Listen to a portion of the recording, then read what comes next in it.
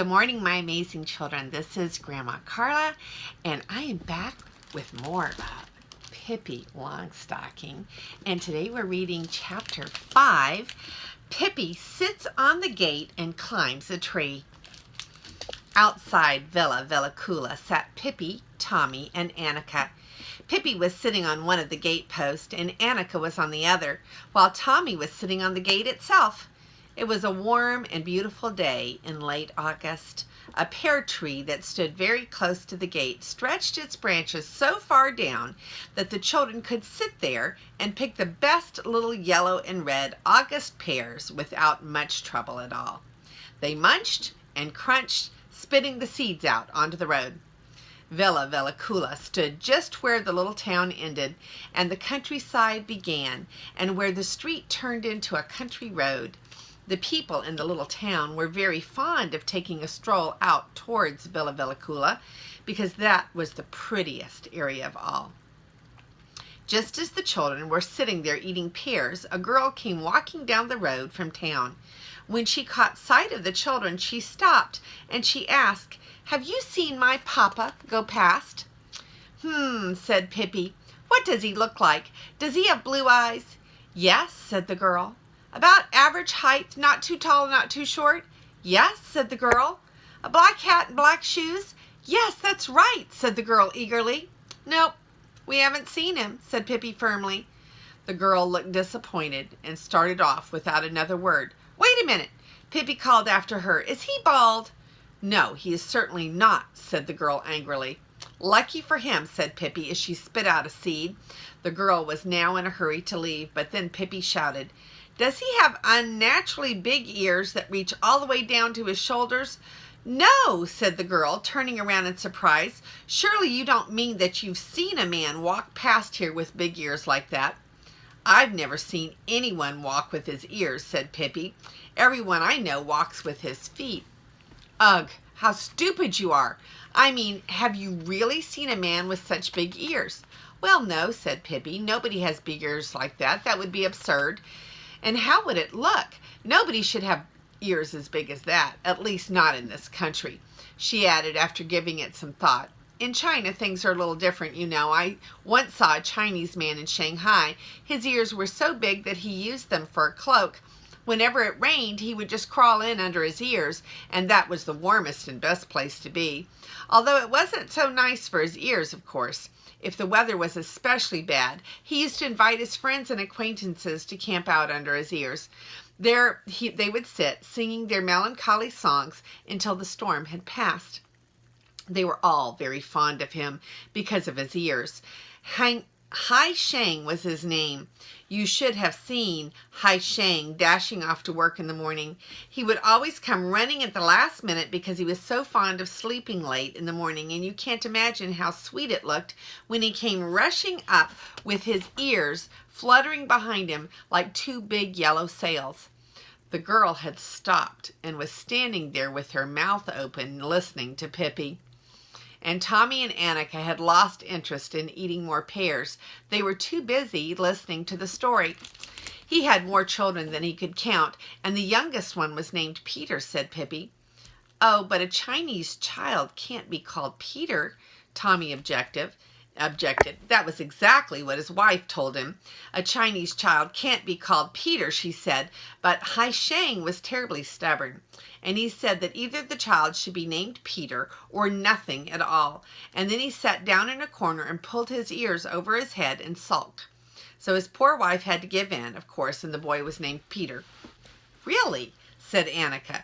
"He was the most troublesome child in all of Shanghai," Pippi went on. "He was so fussy about his food that he made his mama very unhappy.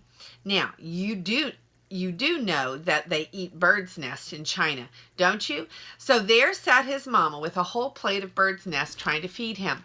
'All right, little Peter,' she said, 'let's eat a bird's nest for Papa.' But Peter just pressed his lips together and shook his head. Finally, Hai Shang got so mad at his son that he said no new food would be cooked for Peter until he ate a bird's nest for Papa. And when Hai Shang said something, that was how it had to be. That same bird's nest went back and forth from the kitchen from May till October. On the 14th of July, Peter's mama begged to be allowed to give him a couple of something else, but Hai Sheng said no. Nonsense, said the girl on the road. Yes, that's exactly what Hai Sheng said, Pippi went on. Nonsense, he said. It's obvious that the boy could eat a bird's nest if he would only stop being so stubborn. But Peter just pressed his lips together the whole time, from May until October. But how could he stay alive? Asked Tommy in astonishment. He couldn't stay alive, said Pippi. He died from pure stubbornness on the 18th of October, but he was buried on the 19th. On the 20th, a swallow came flying through the window and laid eggs in the bird's nest that was sitting on the table. So at least it was put to good use. No harm done, said Pippi merrily. Then she gazed thoughtfully at the girl who was standing there looking bewildered. You've certainly got an odd look on your face, said Pippi. What's the matter? Surely you don't think I'm sitting here telling lies, do you? Excuse me? Just tell me if that's what you think, said Pippi ominously as she pushed up her sleeves. No, not at all, said the girl, sounding scared. I wouldn't exactly say you were lying, but... You wouldn't, huh, said Pippi. Well, that's precisely what I am doing. I'm lying so much that my tongue has turned black. Can't you tell?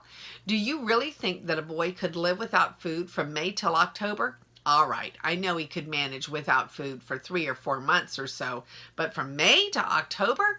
That's just plain nonsense. Surely you realize that it has to be a lie. You really shouldn't believe everything everybody tells you. Then the girl took off. She didn't turn around again. Some people really are gullible, Pippi said to Tommy and Annika. From May till October. How stupid can you be? Then she yelled after the girl, No, we haven't seen your papa. We haven't seen a single bald man in all day long. But yesterday, 17 of them went by, arm in arm. Pippi's garden was truly delightful. It was not well kept, no, it wasn't. But it had glorious lawns that were never mowed and old rose bushes full of white and yellow and pink roses. They may not have been particularly elegant, of course, but they had such a lovely scent. A good many fruit trees grew there too. And best of all, several ancient oak and elm trees that were perfect for climbing. Tommy and Annika's garden had very few climbing trees, and their mother was always so afraid that they would fall and hurt themselves. That's why they hadn't done much climbing so far. But now, Pippi said, why don't we climb that oak tree over there? Tommy instantly jumped down from the gate, delighted at the suggestion. Annika was a bit more cautious, but when she saw that there were big burls sticking out of the trunk that could be used as steps, she too thought it would be fun to try. A couple of yards above the ground, the oak split into two. Right at the spot where it split, there was a small, flat space. It didn't take long before all 3 children were sitting up there. Above their heads, the oak spread out its crown like a green roof. This would be a good place to drink coffee, said Pippi. I'll just run into the house and make us a pot. Tommy and Annika clapped their hands and shouted, Yippee! It didn't take long before Pippi had the coffee already. She had baked rolls the day before. She took up a position at the foot of the oak tree and started tossing up coffee cups. Tommy and Annika caught them, but sometimes it was the oak that caught them, and 2 coffee cups broke. Pippi ran back to the house for more. Then it was the rolls' turn, and for a long time there was a shower of rolls in the air. At least they didn't break. Finally, Pippi climbed up, holding the coffee pot in one hand. She also brought cream in a little bottle and sugar in a little box. Tommy and Annika thought that coffee had never tasted so good before. They weren't allowed to drink coffee every day, only when they were invited out. And now they had been invited out. Annika spilled a little coffee on her lap. At first it was hot and wet, and then it was cold and wet, but Annika said that it didn't matter. So here are some pictures. Let's look at them. First of all, here was the picture of the pear tree that they were sitting in at the beginning of this chapter.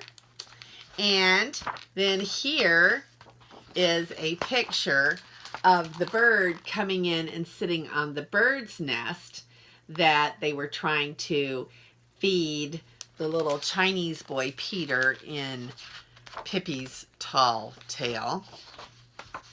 And then here are the coffee cups flying up into the tree. Down here you can see Pippi throwing the coffee cups up into the tree where Peter and Annika are sitting. Not Peter, Tommy and Annika are sitting. Peter was the little Chinese boy, wasn't he? When they were finished, Pippi tossed the cups down to the lawn. "I want to see if the china they make these days is very sturdy," she said. Strangely enough, one cup and all 3 plates survived intact. The coffee pot lost only its spout. Then Pippi decided to climb a little higher up the tree. "Have you ever seen such a thing?" she shouted suddenly. "This tree is hollow." There was a big hole in the trunk. The leaves had hidden it from the children's view. "Oh, I can climb up and see it too," said Tommy, but there was no answer. "Pippi, where are you?" he shouted uneasily. Then they heard Pippi's voice, but it wasn't coming from above. It was far below. It sounded as if it came from underground. "I'm inside the tree. It's hollow all the way down to the ground. If I peek through a little crack, I can see the coffee pot lying on the ground outside." "But how are you going to get back up?" cried Annika. "I'm never getting back up," said Pippi. "I'm going to stay here until I retire, and you'll have to drop food down to me through the hole from up above, 5 or 6 times a day."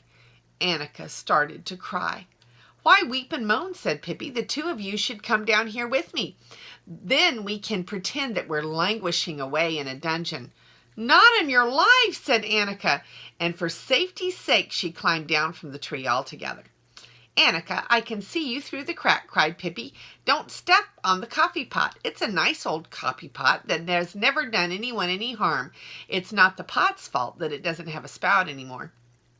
Annika went over to the tree trunk, and through a little crack she could see the very tip of Pippi's index finger. This made her feel a whole lot better, but still she was worried. "Pippi, is it really true that you can't get back up?" she asked. Pippi's finger disappeared, and it didn't take even a minute before her face was sticking out of the hole high up in the tree. "Maybe I can if I really try," she said as she pushed aside the leaves with her hands. "Is it that easy to climb back up?" said Tommy, who was still up in the tree. "Then I want to try going down inside and languishing for a while." "All right," said Pippi, "but I think we should get a ladder." She crawled her way out of the hole and quickly slid down to the ground. Then she ran to get a ladder, which she lugged up into the tree and lowered down into the hole. Tommy couldn't wait to try it out. It was quite difficult to climb up to the hole because it was high up, but Tommy was brave, and he wasn't afraid to climb down inside the dark tree trunk either. Annika watched him disappear, and she really wondered if she would ever see him again. She tried peeking through the crack. And here is a picture of the tree, and then peeping through the crack was Pippi's eyeball.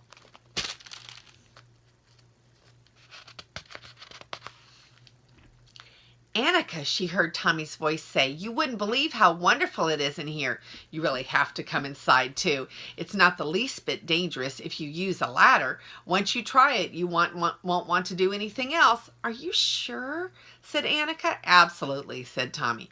So with trembling legs, Annika climbed back up the tree, and Pippi helped her with the last difficult part. She shrank back a bit when she saw how dark it was inside the trunk, but Pippi held her hand and encouraged her. "Don't be scared, Annika," she heard Tommy say from below. "I can see your legs now, and I'll be sure to catch you if you fall." But Annika didn't fall. She climbed down to Tommy safe and sound, and Pippi followed a moment later. "Isn't this great?" said Tommy, and Annika had to agree. It wasn't nearly as dark as she thought, because light was coming in through the crack. Annika went over to see if she too could see the coffee pot on the grass outside. "This will be our hiding place," said Tommy. "No one will ever know we're in here. And if they go around outside looking for us, we'll be able to watch them through the crack, and then we'll laugh." He could see a little twig and poke it through the crack and tickle them. "And Pippi," said Pippi, "then they'll think the tree is haunted." At this thought, the children were so happy that they all hugged each other. And then they heard the gong ringing, which meant that Tommy and Annika had to go home to dinner. "How stupid," said Tommy. "We have to go home now. But we'll come back tomorrow as soon as we get home from school." "Do that," said Pippi. And then they all climbed up the ladder. First Pippi, then Annika, and last of all Tommy. And then they climbed down from the tree. First Pippi, then Annika, and last of all Tommy. There's a picture of the little coffee pot that was in the grass, and it no longer has a spout because Pippi threw it down from the ground. And that is the end of chapter 5 of Pippi Longstocking. I hope you're enjoying this book as much as I am. This was a childhood favorite of mine. And my childhood was a long time ago. And this is Grandma Carla, and I love you.